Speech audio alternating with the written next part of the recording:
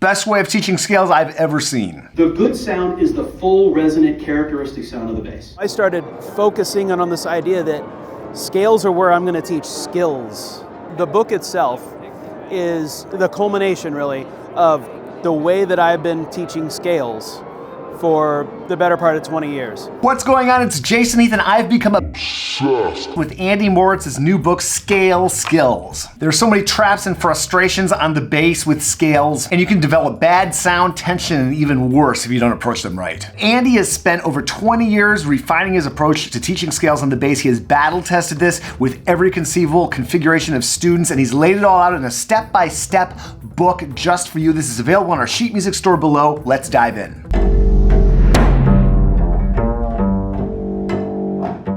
I found it to be just an excellent medium for me to introduce very specific skills in just specific ways. What I wanted to do was to pare it down to not the everything, because the everything's already there, it's already been done. So like, what do you have to know? The fingerings are so key, along with the sequencing of all these scales. I grouped the scales into what I call fingering families. I took what was called the open string family, and that's the D major, A major, and E major. They all start on the open string. And I'm having them do the exact same fingering for A and E as they're doing for D. I'm not taking them to half position because that's going to be a different concept. I'm gonna have that skill in a different family. Andy digs right into the right arm, and he talks about the 10-pound sound and how important it is to get the bow placement correct. He also has this 6-to-1 ratio, and that is his constant throughout all of that. Really interesting approach, and it makes a lot of sense. Think of it this way. At the point of the 7th harmonic, what you have just created is a ratio of the above distance and the below distance. And that ratio is 6-to-1. I'm using it as a platform to introduce the idea that the bow has to move in order to pull off that shift, those notes in the different position. And most orchestra directors have absolutely no idea that that has to be the case. And it goes back to this idea that Rabat talks about in The Art of Bow, the son premier, with the bow being at the 7th harmonic. I introduce it that way, but then I refer to it mathematically when I call it the 6-to-1 ratio point. And Andy repeats the top note for every scale. Here's that left hand and bow shift. That's that concept we want to get down. Comes back.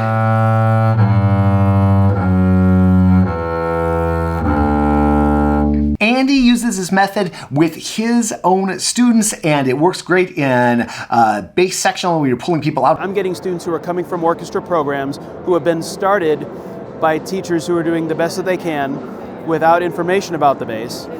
And then I'm taking that and I'm sort of like fixing some things and then running with it. The whole basis of the way I've been teaching my whole career is in the context of a classroom supplement. But it absolutely works if you're trying to develop your own skills on the bass. E is the exact same thing, we're just changing strings, although as Andy talks about, there's more to it than just that. They learn to shift on 3 strings, and they're shifting the exact same way on 3 different strings, but the variable is that their elbow geometry is changing. At the same time, that same geometry is happening on the right arm. They're having to do bow shifting with their right arm, and they're having to do it on the D string, and then the A string, and then the E string.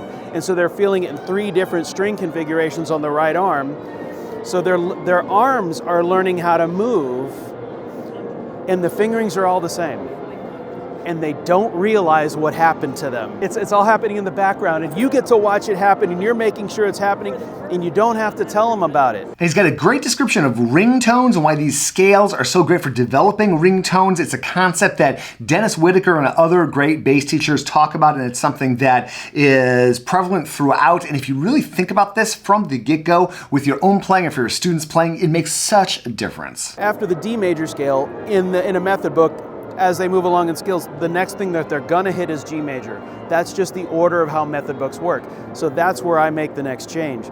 And the G major scale, very simple fingering. We're only dealing with 1 octave, but the point that I make in the book is that G major for the bass is the only scale in the entire orchestra program that requires all 4 strings to be played.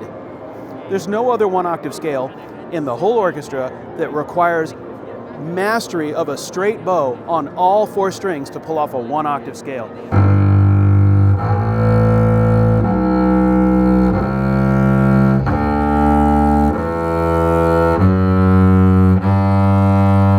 is easy. A single note, anybody can play any one note.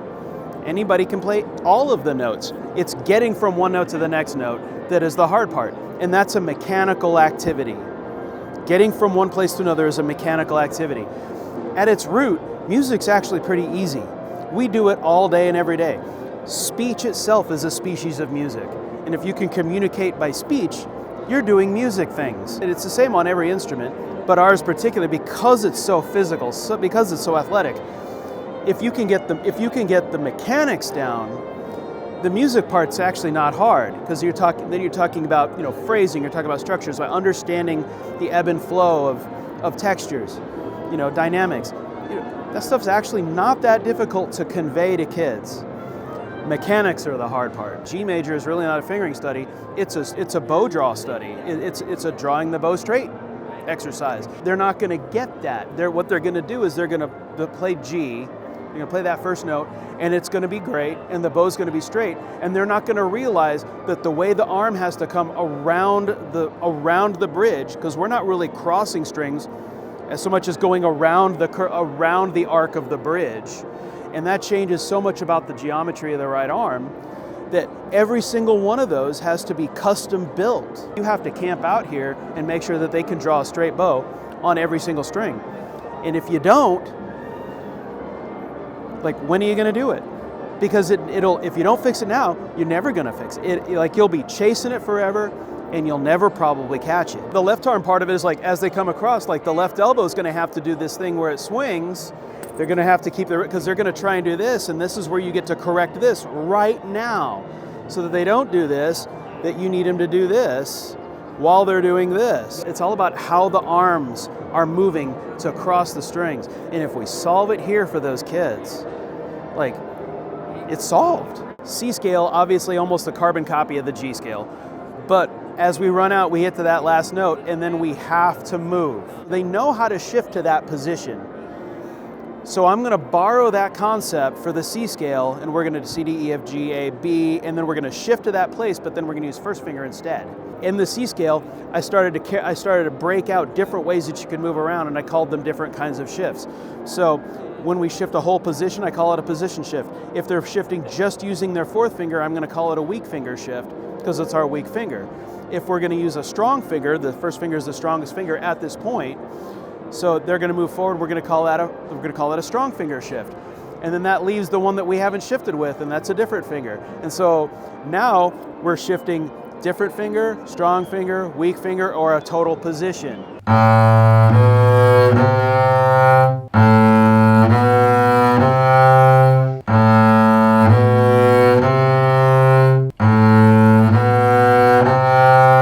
The third family is the half position family.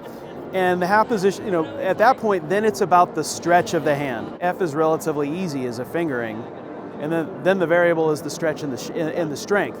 B flat is the next one, and it's another exact copy.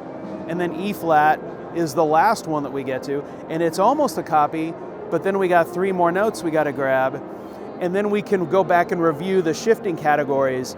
And for those last 3 notes, we have 4 different ways that we can do those. With position shift on E flat, it's a double shift, which means that the bow has to move twice as well.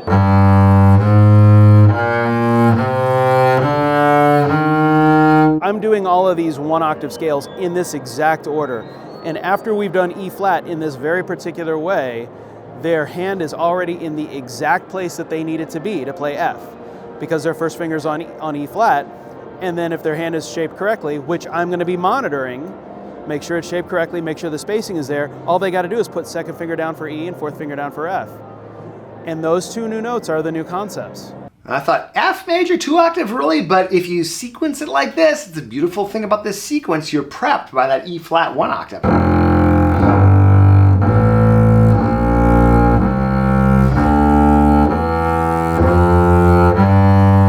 Now here he says bow shift south. Bow shift south. By the way, the layout of this book, and this is the print version, you can get that off of Andy's website, or the digital version in our store, and you can obviously print it out to be like this. He's got the teaching points on the left, he's got the playing on the right, and it's a good way to have all the information in front of you at once. The G scale is going to have a farther stretch to first finger E and fourth finger F sharp, and which, depending on the construction of the bass, could be real easy, or it could be a nightmare of a stretch. The new concept is not this placement, it's the extension of this placement, the reach, the further reach, and then the idea that you can play a note as a harmonic. That's the other new concept that G presents. And yeah, upon further reflection, after digging into this, F probably is the best 2-octave major scale to start with on the double bass. There's so many great teaching points sprinkled throughout. This is decades of experience poured into this book, and I'm so excited to see this. I've known that this book was coming for quite some time, and it just totally blew the doors off my brain in terms of major scales and what you can do with this sort of beautiful linear approach from a 1-octave D major scale throughout. We got bow weight, we have bow placement, we have bow speed. We got those things. We got these three things. They're all variables. So in order to really be able to control anything, you have to strip it down to a single variable. They're in school, so they're learning about the scientific method. They're learning that they have to do only one variable if they want to figure out what that variable does. The speed of the bow, the weight of the bow, all of that stuff becomes constant. I want that stuff to be constant, and then the bow shift, what I call the bow shift, migrating the bow in the north and south axis of the string to become, that's the variable that we're going to try to master. What I've determined was that for this age of kids, that this was the easiest variable for them to grasp onto, to understand, and then to actually be able to do, because it's less subjective. Bow weight is kind of a subjective thing. Bow speed is sort of subjective, and it all changes based on note length and all the things. Bow placement is something that they can physically watch happen. It's something that the teacher can can actually visually watch happen. Because I'm moving in this sequence, the harmonic G is now going to be review, but the way we play it is going to be new. This is all review. And the student has learned this from E flat. They know this F. Now it's new.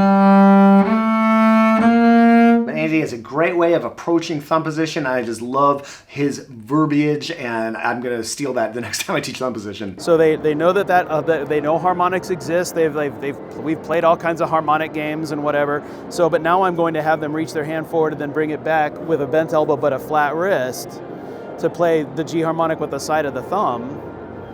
And then that's kind of weird and new. They're like, oh wow, I never thought I'd use my thumb. They're like, this is all new experience for them. And then because of the construction of the hand, we have a big space and a small space, and conveniently we have a half step and a whole step for the last two notes. So we're going to come down to those notes, and so this idea of shaping the hand position is the second new concept. And I'm going to have them come from the big knuckles and a slight bend at the smaller knuckles, and I call these, I love to come up with quirky names, stuff that that really speaks to their experience outside of bass playing. I call these their karate knuckles, so because they know what that means. And then and I call these their knocking knuckles, because everybody's had to knock on a door and everybody's pretended that they were a ninja or something like that. And so when I'm having them shape their thumb position hand, I'm going to have the majority of the bend be at their karate knuckle with a slight bend at their knocking knuckle, and then they're going to end up with a hand that's shaped that's nice and upward with the hollow inside from above, without it hanging off to the side. Because if it hangs off to the side, you necessarily have to reverse this bend, and that's not what I want. So I want them to very pointedly show me this bend and then this bend, and the only way it works is if the hand is in the right place. I don't want them to do C major first, because I want this very natural thumb 1-2. The shaping of the hand is the new concept. The harmonic with the thumb is it. So I got two new concepts and two new notes. Okay? In order to pull off C major, now we're going to use third finger, and they've never had to do this before. So I don't want their thumb position experience, their first thumb position experience, to also involve third finger. Okay, so at this point now I'm going to go into what Petrocchi calls his diatonic hand shape, and so thumb and 1 is going to be review, but now the whole step to second finger is the new. That's a new thing that they have to do. And then after that, we're going to come over to third finger. So that third finger usage is new. The reach of second finger into a whole step is now new.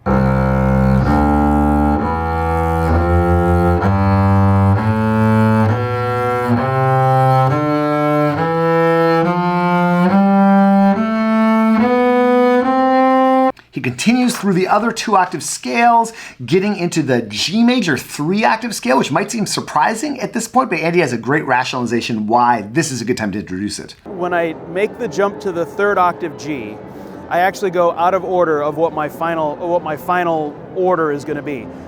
But for me, the G3 octave is going to be the same exact fingering as the C major. It's going to be this Petrarchi diatonic, and then we're going to shift to the harmonic, and then we're going to do it again.